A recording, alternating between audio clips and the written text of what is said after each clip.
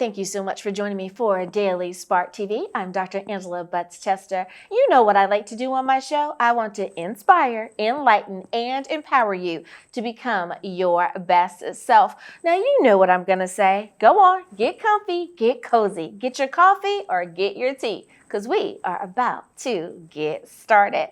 My guest today is Liz Alexander, and we are talking about the stillness of time. Let me tell you a little bit more about Liz. She's an experienced TEFL qualified native English teacher, and she's available for foreign students. She's also the author of The Stillness of Time.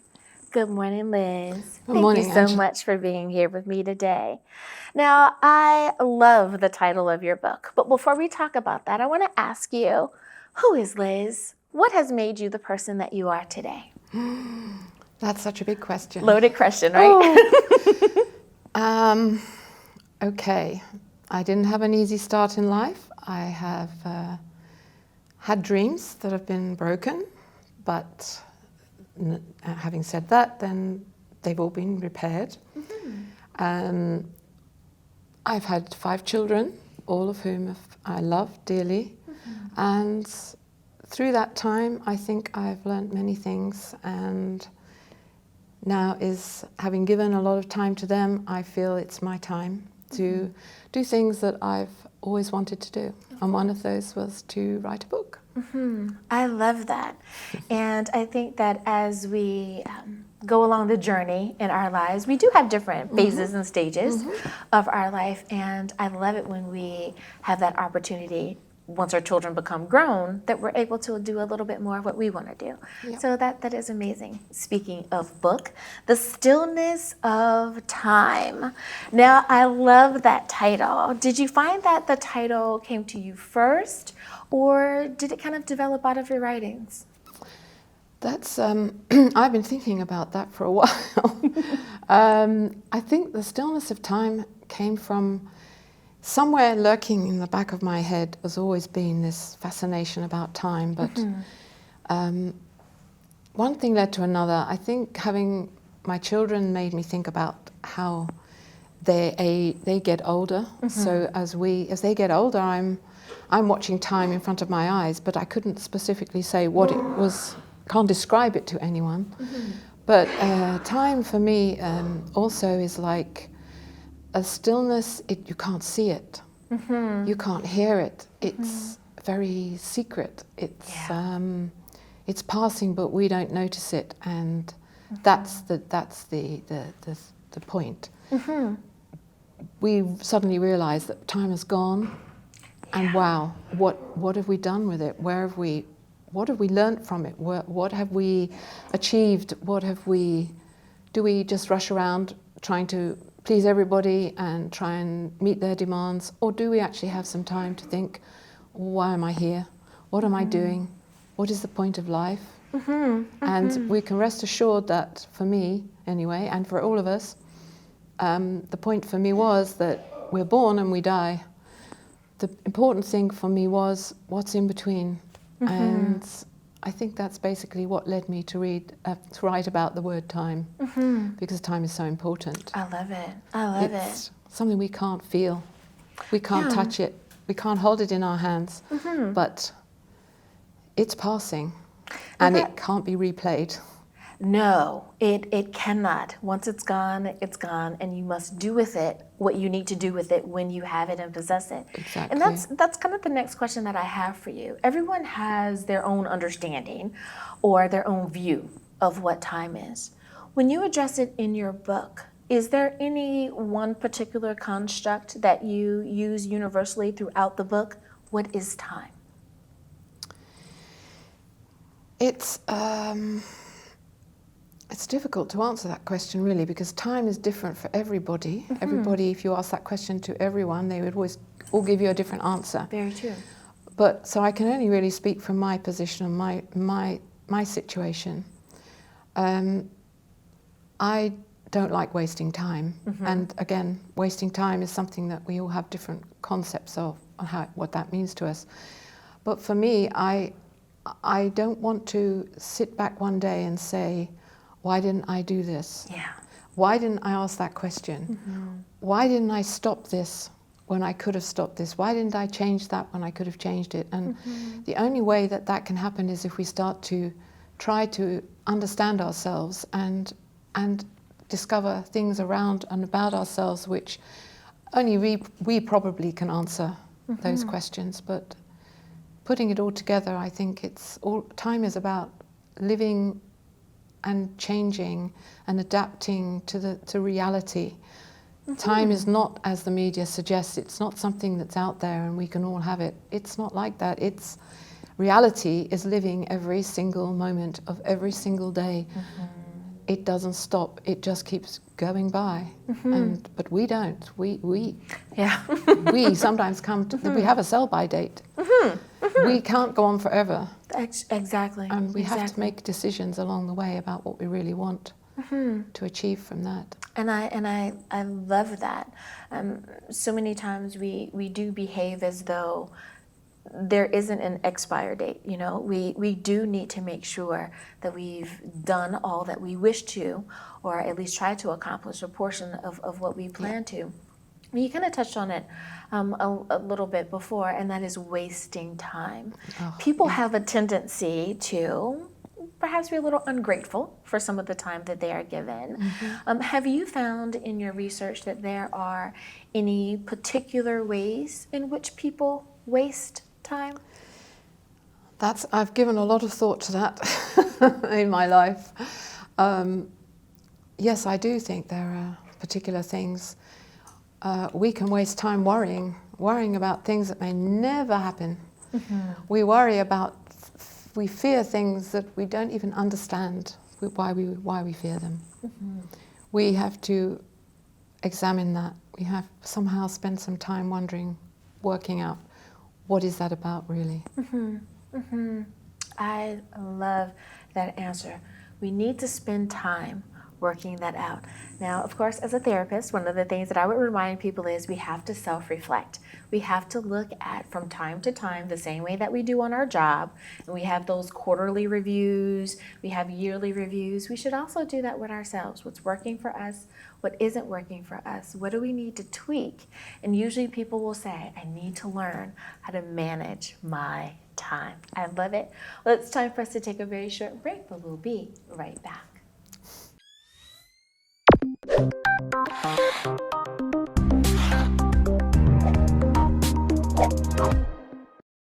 And we are back. Thank you so much for joining me for Daily Spark TV. Liz, I want to ask you about time management. Now, most people, you say that and they kind of cringe. You know, it's like, oh, time management. And there's so many different ways to do it. Different systems, color coding, alphabetizing, numeric, journaling. You get the point there. Time management. What can we do to manage our time better? What a difficult question.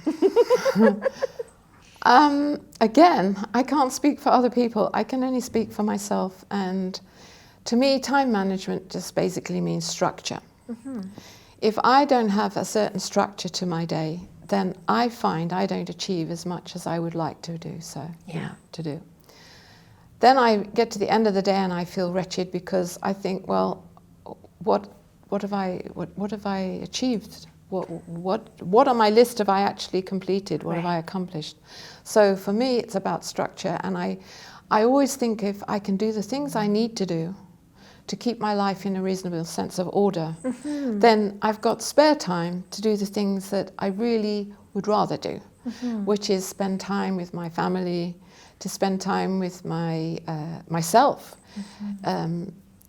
thinking about life and how I feel and how I see it. And I don't want to get to the end of my life and think, why didn't I think about that?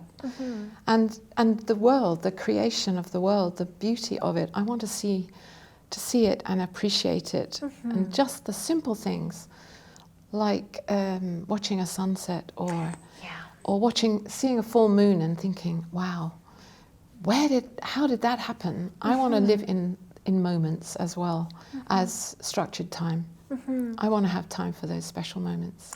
You know, you mentioned the full moon, and it's so funny because I am one of those people who, when I look at that full moon, I think there's so many more people looking at this full moon with me. Time. Yeah, at the same I know, time. it's just so exciting. And it's like, wow, I'm having a moment Yes. with someone that I don't know. Yes, and but the yet stars, we're all the same. interconnected. Yeah, Yes. I know. It is so true. And they're the things that I don't want to miss. Yeah. I want to make those memories. I want to have time for memories. And I think one of the best bits of advice that many people miss out on not spending time with seniors, like our grandparents, would be that they share that bit of advice with us. Don't waste your time. Make the memories. You don't think about it in the moment, nope.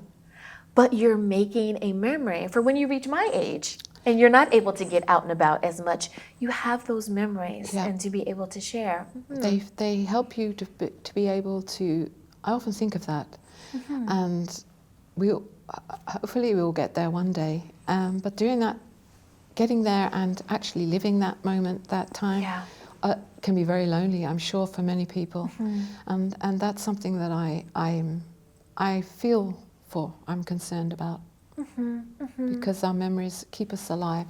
They do. When we get older, I'm sure. They do. They do. From the stories that I've been told, there's nothing like sitting down with that person and asking. You know, grandmother's face lights up when you say, "Tell me that story again," and they're like, "Oh, let me tell you," you know, because it's so beautiful. Precious. It really is. What is life if it's not about getting there to that point? And it's so funny that you say that, because that's my next question for you. I feel that life is a journey, that we're on this path, and there's so many different roads that we can take, so many offshoots. Sometimes we end up in a rut or in a ditch. Sometimes we may have gone off our path sometimes. But in that journey that we're on, how do you feel that time plays a part from the beginning to the end of the journey? I think it's about opportunities. I think it's about living in the moment, using opportunities to, as we've just said, just registering those special times, giving ourselves time to reflect, and maybe having to face issues that we don't want to face, or we need peace and we need the ability to forgive ourselves about some things that we may have inadvertently done or may have intentionally done, but we need to feel able to live in peace with ourselves. And that doesn't come rushing around. We need to spend time on our own, and we need to spend time being honest. We can pretend all kinds of things. We can rush around and not have time for ourselves because we're busy doing stuff. And I mean word stuff because often it doesn't really account to much, but it's time when anything will do other than sitting on our own and listening to silence.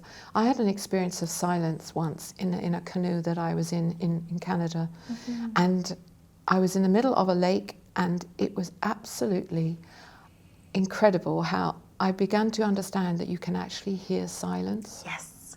I didn't believe it before, but that moment has lived with me forever, and I'm sure that our journey of life is not always bad. It's about good things as well, and it's about making the good bad, the bad good. Sorry, and making things better instead of dwelling on things that we wished we'd changed or on regrets that we've had, because we're going nowhere. It's like being in a stagnant pond.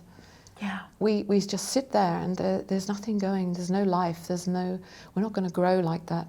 Right. We need to grow. I think life is about growing and knowing ourselves and making sure that we don't sit in, like you said, a rut. I see it as a stagnant pool. If you look at a stagnant pool, it has no flow in or out, and everything in it is probably half dead or dead. And I don't want to be like that. I want to see life as living, whatever way possible. And I don't believe it's just because you have money. I don't believe it's just because you have things. I've been in cultures where they have very little, but they yet they're live still happy. life. It's about in here.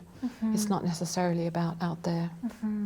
You know, you said such a profound thing to me, and that is that silence really does have a sound. I've had an opportunity to experience that as well, and sometimes silence is quite loud. Yeah. That and people don't understand that until they experience it. They think that being quiet or silent is just, but it's so much more than that. When you're truly experiencing it, you feel it, you hear it. It's almost like it surrounds you in a very warm kind of way. It is an amazing experience. I have to agree with you. Went on a retreat and had that. Amazing. So yeah, I think you're onto something there. I love it. Well, it's time for us to take a very short break, but we'll be right back. I've been given this opportunity to share my book, my new book, with you, The Stillness of Time. I decided that maybe I should write something about this word time and do a bit of investigation about it myself. So I ended up thinking and trying to work out how does time relate to each of us. And all I could come up with at that stage was, we're here and we're born and we end up and we die. But what is the bit in between? The bit in between is the journey. And that journey is where we spend a big part of our life and our time. And how often, I didn't want to be one of these people who got to the end of my life and thought, well, but what did I do with that space in between? Am I at peace with myself about that? How did I deal with situations? And I think really this book is about my reflection on the different aspects of time as I can see them. I'd love to think that I could write another book on even more aspects of time, because I really believe that, I'm hoping that when people read this book, they will give themselves a little bit of time to reflect on what has been said. Not necessarily to apply to them, but to give them a chance to rethink, to replay, maybe make some changes, reflect, and make something better that may not be so good. Once again, my title of my book is The Stillness of Time. You can purchase it from Amazon.com. And also from my website, which is lizalexanderauthor.com.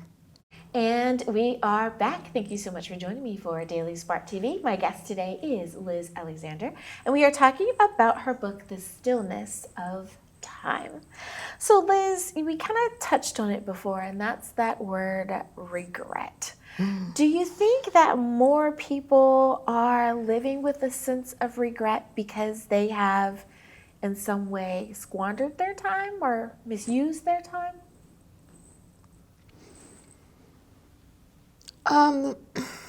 That's hard to say, I suppose, because regret comes in many forms, but I sometimes think regret is an excuse to blame other people as well. If we feel bad about something or guilty about something, then it's easier to blame someone else about that and not see the real truth. So if we don't see the real truth, then we're going to live in regret because we can't heal anything. So regret of wasting time is a difficult one, because everybody thinks, I'm sure, when they're living their life that it's fine, it's perfect for them, because yes, it probably is. And I think we get nudges every so often in our lives where we are given the opportunity to change something. And that comes in different forms and different ways. Sometimes it's a disaster, sometimes it's an illness, sometimes it's little things that happen in our lives which we don't take the nudge, if you like. And I'm sure that if we don't listen to that or we don't see that, then we can maybe later look back and think, well, if I'd just taken that road, Or if I just listened to myself on that issue, and I didn't do things just because they were expected of me, or because I've been conditioned to think that way, it's almost like we can live a life which is dictated to by things we don't understand. And I think that's where the time factor comes in, where we need to stop and just rethink. And be brave enough to rethink, because sometimes change requires us to be very brave and to step off. I relate it to being on a train going in the wrong direction. And I've done that so many times, and I get so cross with myself because I don't check the board before I get on. This is the point. And then I think, well, now I'm on here, I've got to get off. So I have no choice, I've got to get off. Right. But life is slightly different. We're conditioned to do certain things as we grow up through all sorts of ways. And I think we can sometimes think we're on the wrong course, we're on the wrong place, we're in the wrong place, but we don't have the courage to think, I can't upset that person, I can't, my father expects me to do this, or my children will think I'm terrible if I don't continue doing what they think I should do. You know, those things come into a big issue when you just ignore them. And I think that can lead to regret. Because once it's gone, it's gone. You can't change things. Yeah. The time has passed, and it's... When it comes to spending time with other people, what are some ways that worked for you that you were able to create more time to spend with others? I think I'm going to take a different slant on that question slightly, because I think it's a lot deeper than that. I think it's not about finding time for people in the sense that we physically find time. I think it's more about our desire. If we have no desire or don't see the need in others, we are never going to be able to help or adjust to those needs. And the only way we can see needs in others is to be able to see ourselves and how we have needs. So if we've got needs and we accept that and we understand that, and we can try to change those needs and make them fulfill those needs, I think it gives us a brighter vision of what someone else is experiencing, and we can empathize with that, which indirectly will make us feel good and make us feel better and be more inclined to put time aside for that person. You know, people, our families, they're very close to us. We see them every day, or we may see them every day. It's almost like familiarity breeds contempt. And you know, I think of elderly people particularly because, you know, they can become so familiar to you that you can look at them as if they've been like a piece of furniture. You know, they sat there for years. You've known them for years, and you can't do anything with them because they're just not going to go anywhere. But they need your time. They need to sit and talk with you. And people have needs which, you know, you find difficult to respect those needs if you don't have a heart for them. Yeah. And I think if we understand our own needs, then it opens our eyes. We can see with our eyes, we can hear with our ears, and our heart is filled with an understanding that we can actually understand others. And it's that creates the desire in us to find the time to be with others. Because it doesn't just happen. It does not. It does It's not. We can't imagine it. We can't pretend it. It's got to come from here, I think, from our heart. Do you think that that's something that can be taught or something that can be learned? Can a mom teach their child to be more empathetic, or do you think that people are simply born with that personality trait? Just what are your thoughts on that? No, I don't think you're born with empathy. I think there's too much in life that's against empathy for it to survive. But I think it's within us all. And it's like a little flame. It's a little light. And that little flame is what actually creates the desire in us to think about others or to feel for others. Yeah. And depending on how we experience life and the conditioning we've had, and the variety of things that we've experienced as growing up as children. Our parents can instill in us certain traits, but it's about acceptance of us, of ourselves, and being able to see the need in others, and wanting to do something about it. And wanting to do something about it. It's about wanting. So many times we find that time whizzes by, and before we know it, our 5-year-old is 16, and our 16-year-old is, Mom, I popped a question, and it's like, where did the time go? Oh my goodness. And we're now able to live a life perhaps independent of our children.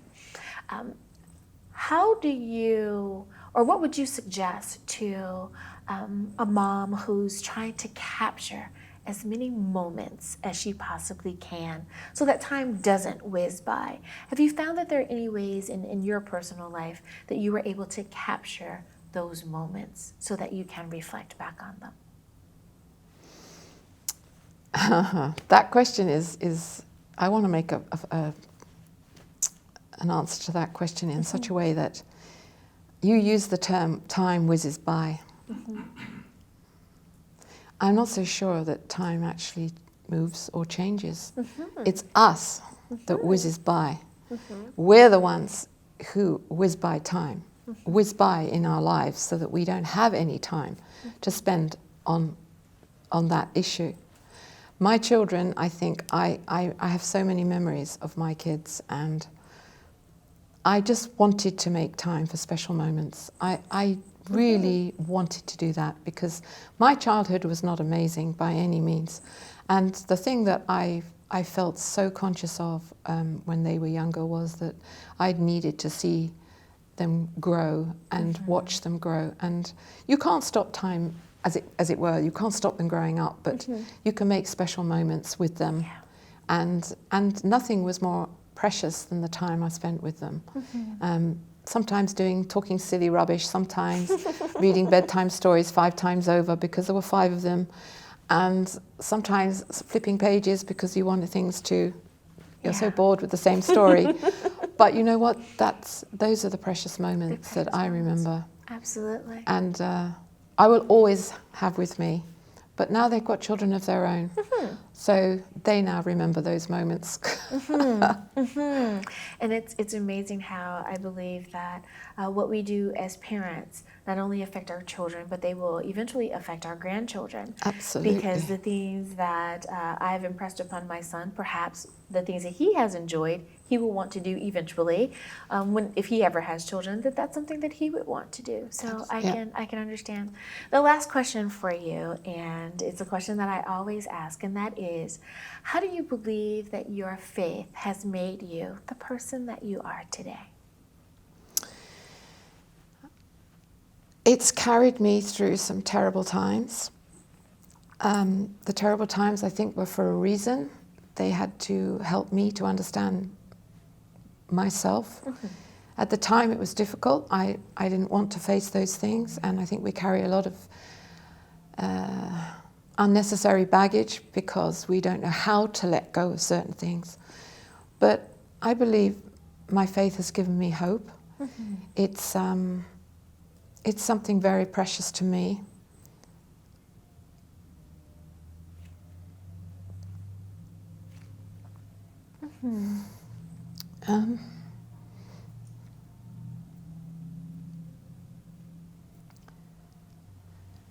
I feel that I'm not sure I understand how people get through life without it, actually. I have to agree with you. I have to agree. Liz Alexander, thank you so much for spending time with me on Daily Spark TV today. It's been a pleasure. Thank you. I hope that I have inspired you. I hope I've empowered you. I hope I have enlightened you. But most importantly, thank you so much for spending time with me in Daily Spark TV. Until next time, everyone, be blessed in the Lord. Bye-bye.